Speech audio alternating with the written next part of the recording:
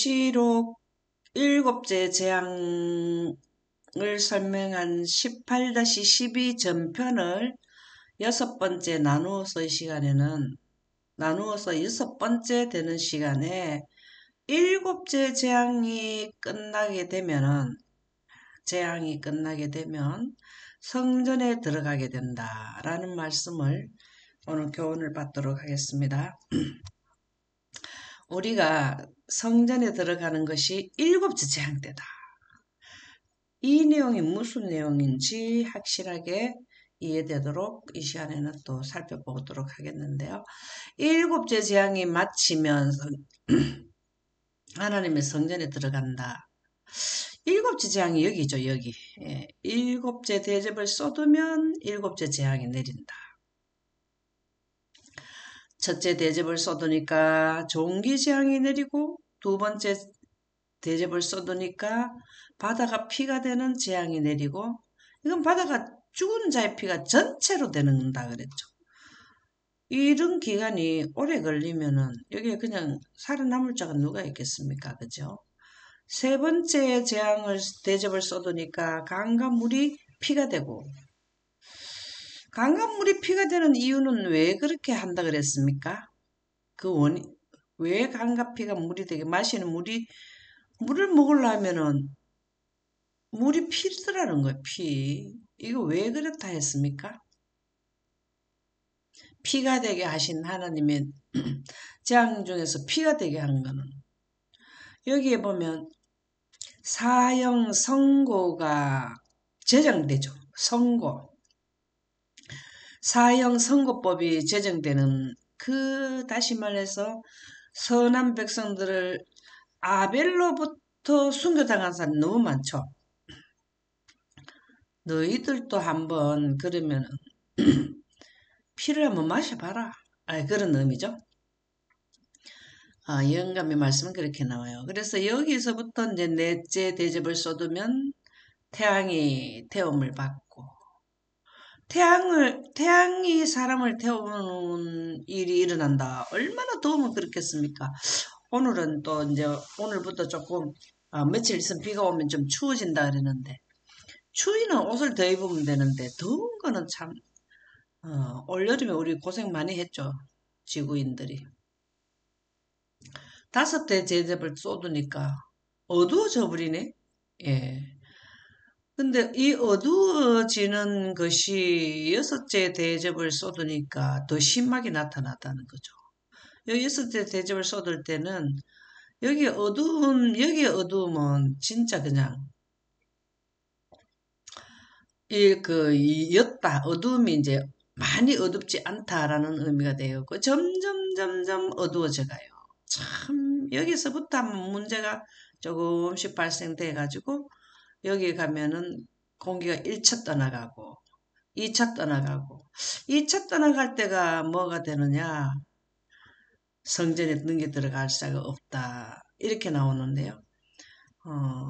오늘 그 내용의 본문의 말씀이 계시록 15장 7절에서 8절에 나오는데 한번 읽어보실까요? 네 생물 중에 하나가 영원토록 살아계신 하나님의 진노를 가득히 담은 금대접 7을 그 7 천사들에게 주니 하나님의 영광과 능력으로 말미암아 성전의 연기가 가득 차매 7 천사의 7 재앙이 마치기까지는 성전에 능히 들어갈 자가 없더라. 아멘. 아멘입니다. 여기에 보면은 영원토록 살아계신 하나님의 진노를 이렇게 진노를 내리는 분이 누구신가 하면 영원토록 살아계신다. 영원토록 살아계시는 조건이 뭘까요? 영원토록 살아가는 조건.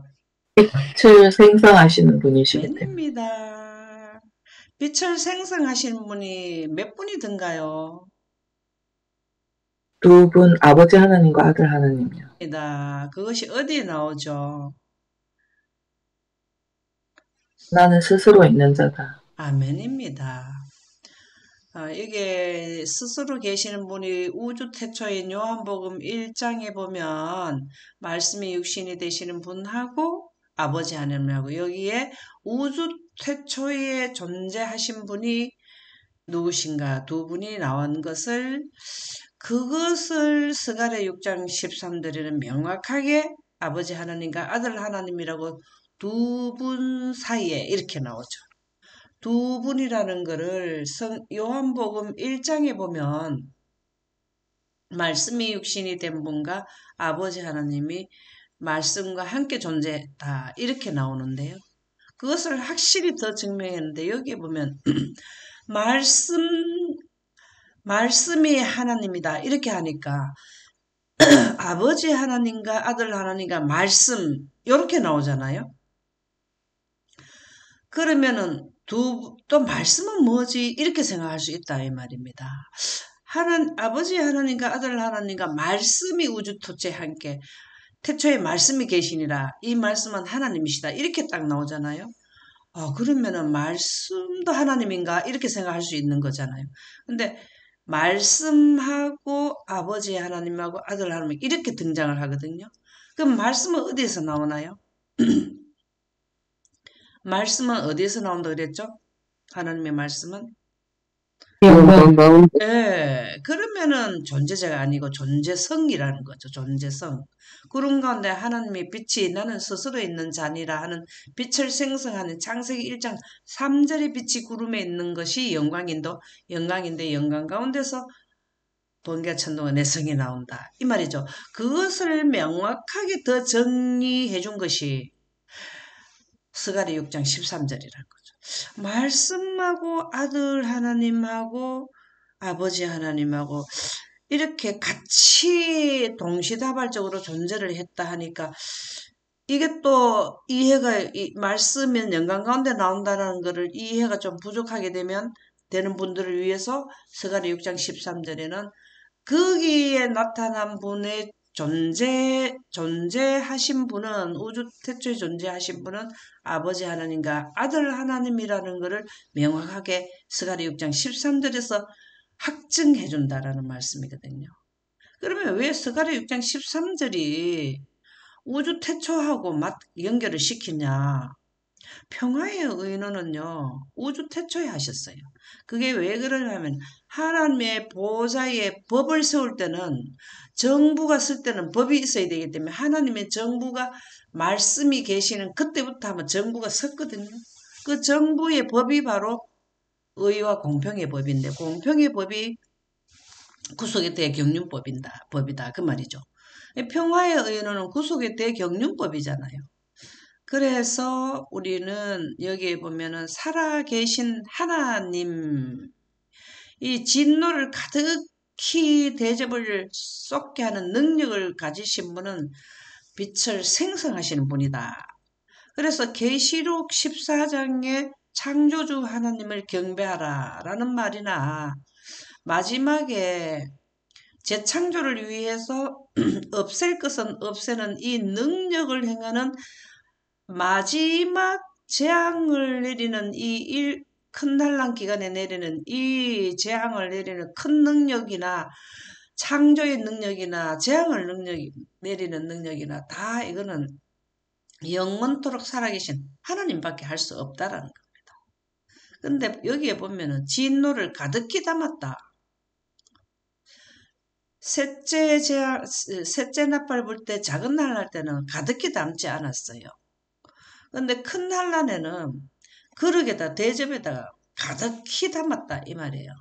그것은 다시 말하면은 작은 난라는 자비가 섞인 재앙이고 큰 난라는 자비가 섞이지 않았다. 봐주는 것이 하나도 없다라는 것입니다. 여기 보면은 바다가 죽은 자의 피가 전체가 되고 강과 물이 전체가 피가 되고 애굽 땅에서 이런 일이 있었죠.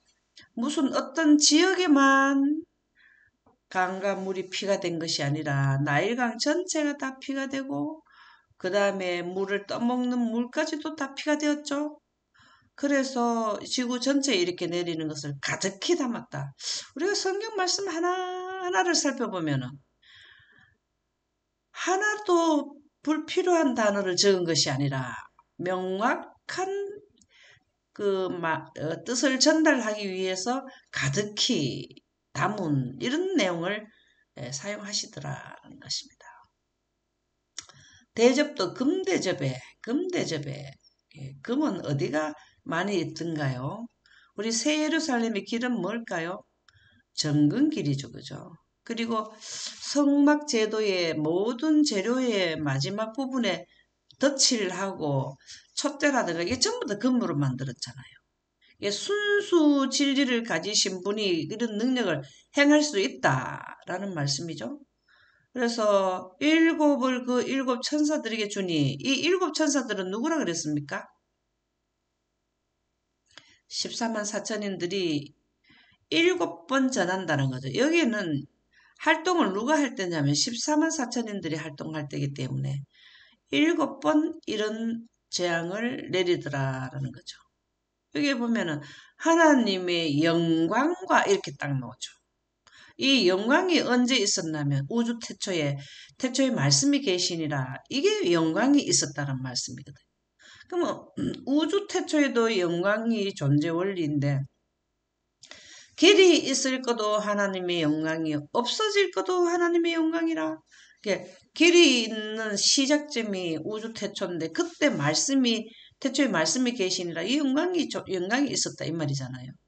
근데 마지막 우리 지구의 마지막 역사를 종결하는 이 시점에도 뭘 가져가는 영광과 능력으로 말미암아 모든 대접을 다 쏟으셨고 성전에 연기가 가득 차매 여기 성전은 연기가 가득 찰 때가 언제나 하면은 하나님의 영광이 임한다는 것을 우리가 교훈을 받았거든요. 그리고 지구에 하나님의 영광이 가득히 담길 때가 지구를 보처럼 쌀 때가 언제나 하면 공기가 떠나갈 때 1차 공기가 떠나갈 때라 그랬죠. 2차 공기가 떠나갈 때까지 이 영광의 빛은 그대로 지구를 보처럼 덮고 있다 그랬잖아요. 우리 지난번에 우리 교훈 받을 때 그런 내용을 받았죠. 그럴 때 뭘 하냐면 일곱 천사의 일곱 재앙이 마치기까지는 그래 여기에 2차 공기가 완전히 다 떠나가고 나면 첫 번째 공기가 떠나갈 때는 14만 4천인들이 살아서 빛으로 옷을 갈아입게 되고 순식간에 호련히 변화하게 되고 두 번째 재앙 되었다 하게 되면 두 번째 공기가 완전히 떠나가게 되면 죽은 자들이 이튿날 일으키시고 3일째 살리시는 의인의 부활을 하시는데 이렇게 돼야 성전에 능이 들어갈 자가 없더라는 거예요. 이렇게 되어야만 성전에 들어간다. 그 말이잖아요. 일곱째 천사의 일곱 재앙이 맞춰야 성전에 들어간다. 여기 성전은 헬라어로 나오스인데요. 성소, 우리 성막제도 이해하죠. 성막제도. 성소 주로 예루살렘을 의미한다. 첫 번째 성전의 연기가 가득하다라는 것은 이게 하나님의 영광이 임하게 되는 것은 항상 시온, 성전 이렇게 표현을 하거든요. 그래서 여기에 하나님의 영광이 1차 공기 떠나갈 때 가득하면 여기에서 옷을 다 갈아입은 자들이 새 예루살렘에 들어간다. 이 말이에요. 이 말이에요. 무슨 말인지 이해갑니까? 하나님의 영광이 있는 지역은 성전입니다. 우리가 이 땅에서도 성도, 교회를 성전하는 거는 다 영광하고 관계 있거든요. 우리가 왜 이 땅에 있는데 영광이 지금 이 땅에 없는데도 나타나지 않았는데도 왜 성도라 하느냐? 우리가 말씀으로 사상이 18-12- 우리가 5편에서 사상이 꼴지어지는 것도 영광을 이해할 때 된다 했잖아. 하나님의 품성을 꼴지어지는. 그래서 우리가 지금 성도라 하는 말은 영광 보존자들을 성도라 한다. 그 말이죠. 그러면 이 교회를 지금 현재 교회에 새키나 비친 영광이 나타나 있지 않는데 왜 성전 그러냐 하면 성경 말씀은 영광의 사본이잖아요. 그래서 성경 말씀이 영광으로 선포되니까 성전이라 한다. 그 말이거든요. 그래서 여기에 있는 성전은 지구의 하나님의 영광이 지구 전체를 보처럼 덮었는 이것을 의미하고, 가득 찬다는 거는 풀 전체를 보처럼, 초기 문집이나 보면은 전부 다 보처럼 씌웠다 이렇게 나오거든요. 덮어 씌웠다 이렇게 나오거든요. 그래서 성전의 연기가 가득 차면 이 말은 지구 전체의 영광이 임하게 될 때에 모든 살았는 성도들과 죽었던 자들이 부활해서 빛으로 옷을 다 갈아입어야 새 예루살렘의 셋째 하늘에 우리가 들어간다 이 말이에요. 계시록 15장 7절에서 8절이 우리에게 주는 말씀 내용이. 그러면 대쟁도 636쪽에 보면 이것을 우리가 늘 이 부분을 여러 번 해오고 있는데요. 대쟁도 초기 문집 또 살아남은 남는 이런 모든 지역에 보면은 많이 나와요. 그래서 이 부분을 한 번 더 성전에 능이 들어갈 자, 그 다음에 하나님의 성전에 연기가 차게 되는 것을 여기에서는 더 자세히 우리에게 교훈을 주는 말씀이거든요.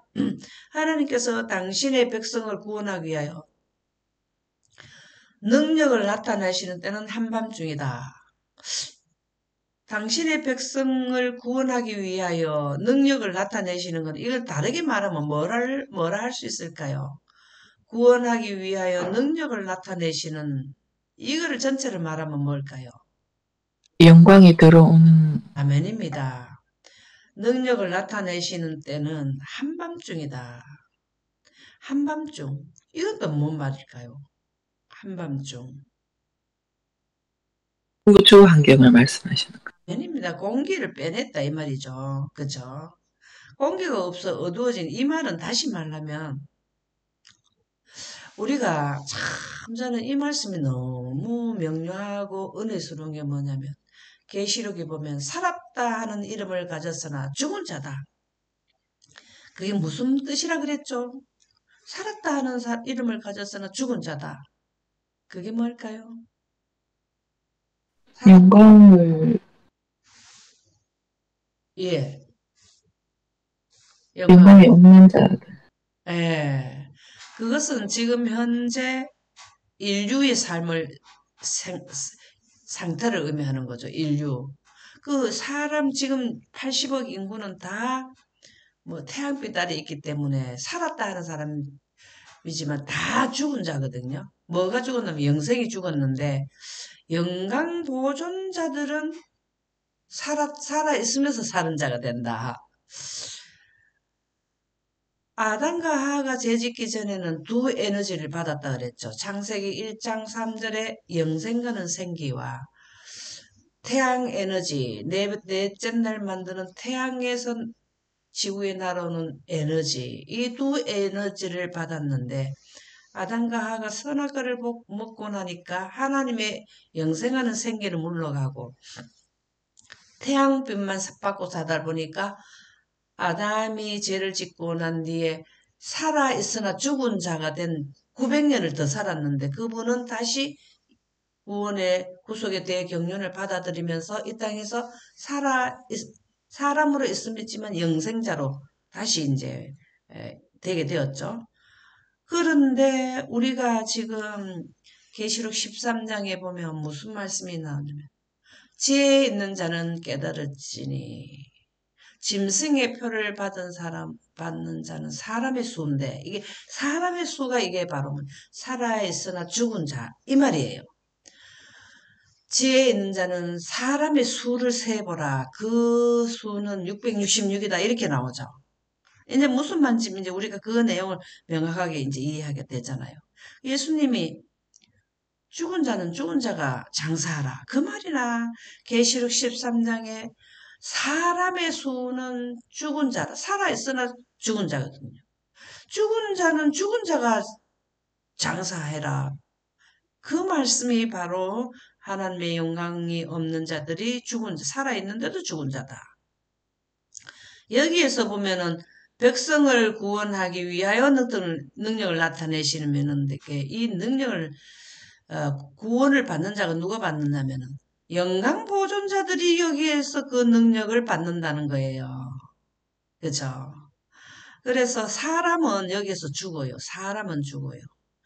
살아있으나 죽은 자는 다 죽게 돼 있고, 살아있으나 영생하는 생기를 원한 영광 보존자들이 능력을 받는단 말이죠. 그럴 때가 언제냐 하면은 한밤중이라는 겁니다. 한밤중이라는 게 뭘까요? 한밤중이라는 게. 태양의 빛이 완전히 떠나가고, 그 다음에 무슨 빛이 들어왔다. 능력을 나타내는 빛이 들어왔다. 그 빛이 바로 뭐냐면은 하나님의 영광이다.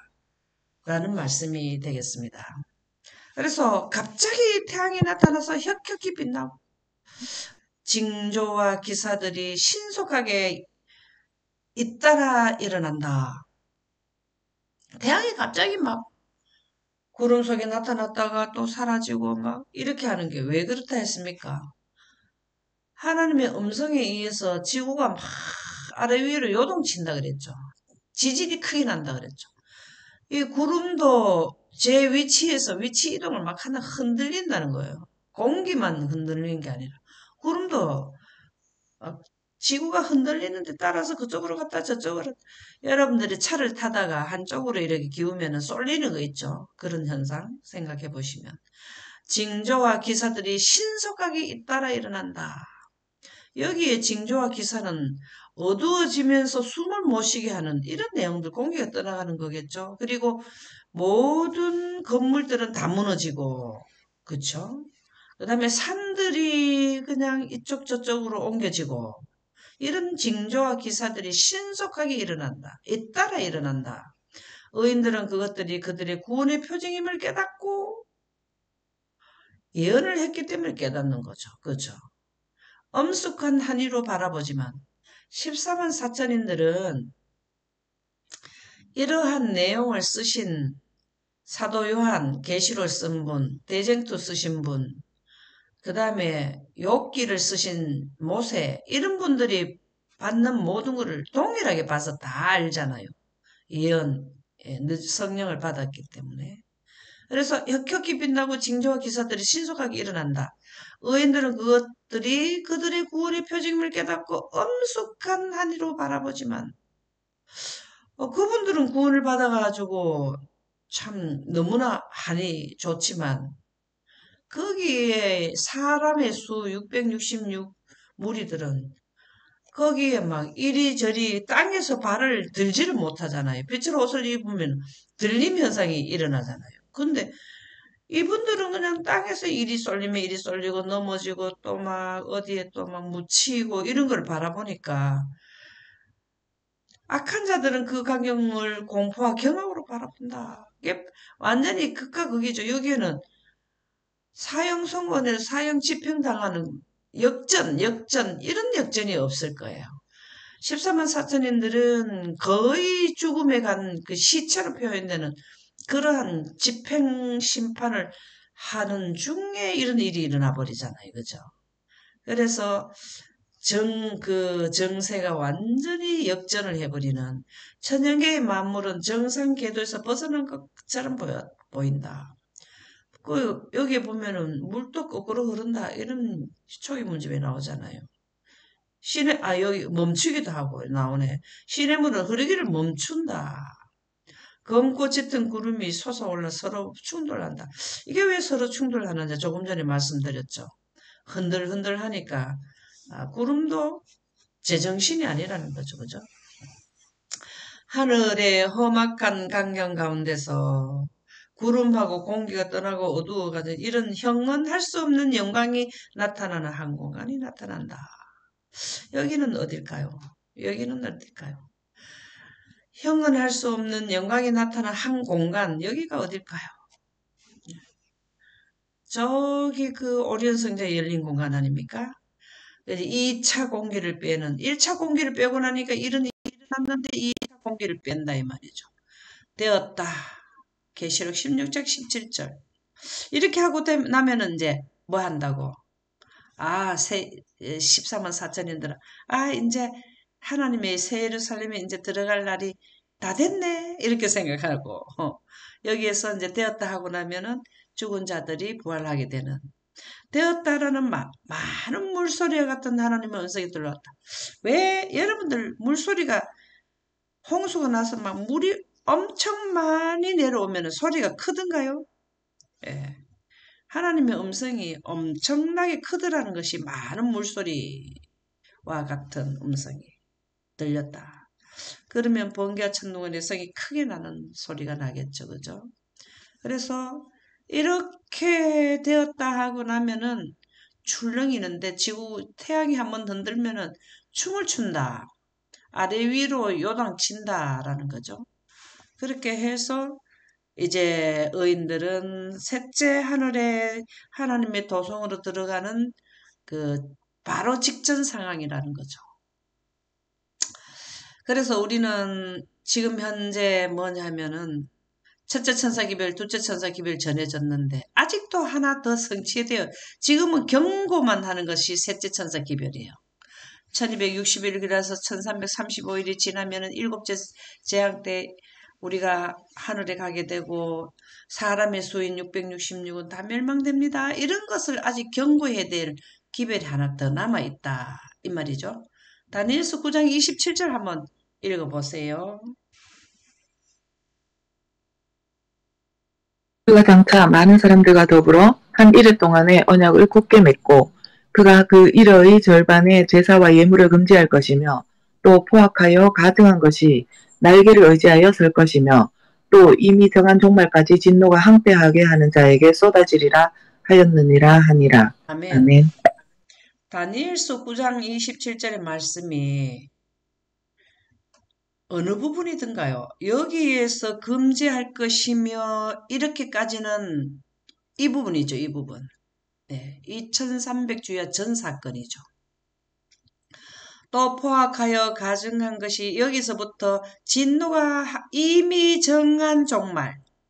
이미 정한 종말은 언제 정해놨어요? 정한 종말. 정한 종말이 언제 정해졌죠? 이미 정해져 놨다는 했네요.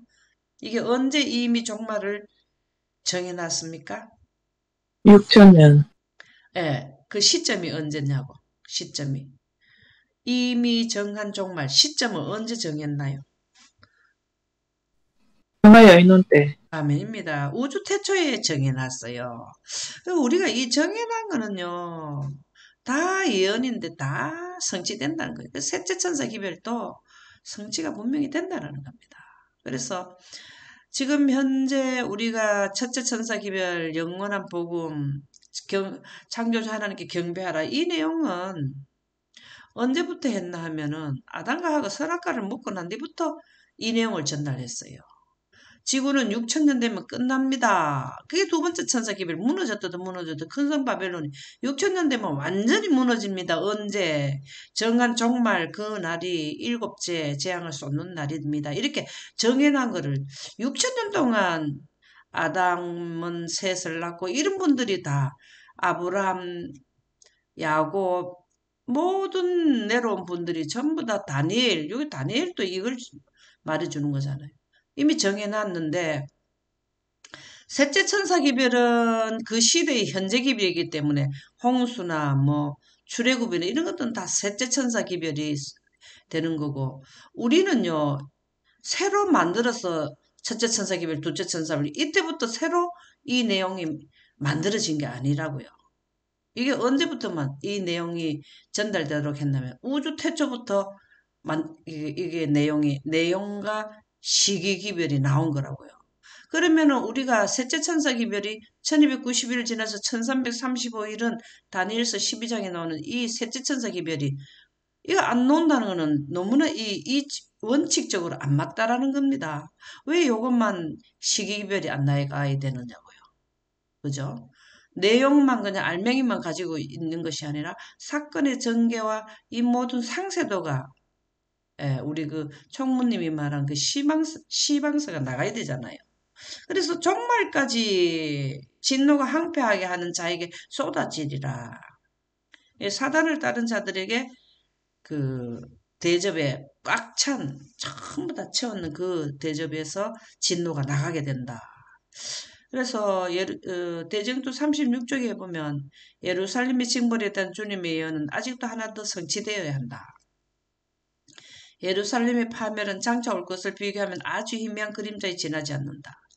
이것은 두 번의 교훈이라는 거죠. 예루살렘 멸망할 때가 종말, 지금 셋째 천사 기별을 말해주는 거예요. 예수님께서 예루살렘 성의 멸망을 설명해 주었잖아요. 그것은 지금 현재 셋째 천사 기별을 예수님이 예루살렘은 이스라엘 나라의 예루살렘 한 지역이지만 지구 전체가 예루살렘의 1차 포위, 2차 포위 하는 이 셋째 천사 기별을 강력하게 우리에게 그 예언 공부를 해라는 말씀이 제자들에게 예루살렘의 성이 무너질 때에 그 일어나는 상황을 한 번 더 일어난다는 거 예언을 해주셨 성경 말씀에 나오잖아요. 그래서 우리는 이 부분을 셋째 천사 기별을 예수님이 제일 모든 선지자들이 제일 관심을 가졌는 데가 믿음의 조상들은 다 했고 예수님도 그랬는데 현 시대에 사는 사람들이 현재 셋째 천사 기별에 여기 이해도 부족하다는 것은 우리에게 책임이 있다 이 말이죠. 그래 예루살렘의 파멸은 장차 올 거가 비교하면 아주 희미한 이 장차 올 게 언제냐면 셋째 천사 기별 때 온다 이 말이에요. 희미하다. 예루살렘에 2차 포위돼 가지고 그 우리가 생각만 해도 생각하기 싫은 그러한 문제가 있었던 것이 여기에도 발생된다. 그게 2차 포위 때 했는 거가 현상이 자기 뭐 아이 태에서 난 아이를 어떻게 저떻게 이런 내용 나오는 거는 언제냐면은 우리로 말하면 큰 난란 기간을 의미하는 거거든요. 우리는 택함을 받은 도성의 멸망에서 하나님의 은혜를 거스리고 그분의 율법을 짓밟는 세상의 운명을 볼 수 있다. 이제 앞으로 2차 포위가 다 끝나고 되면은 예루살렘이 2차 포위했는 거하고 같은 현상이 나타난다. 세상의 운명을 볼 수 있다. 제약으로 점철된 몇 천 년간의 처참한 인류의 기록은 암담할 뿐이다. 그러나 미래에 대한 계시에는 이보다 더 암담한 일이 나타나게 된다.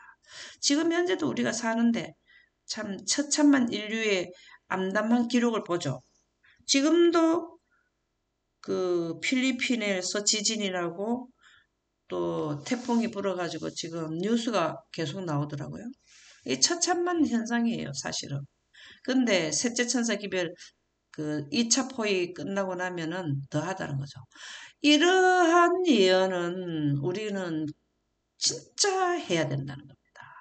마지막 남은 예언이 셋째 천사 기별인데요. 이것을 다시 예언을 꼭 해라는 말씀이 나옵니다. 그것이 계시록 10장 11절에 나오는데요.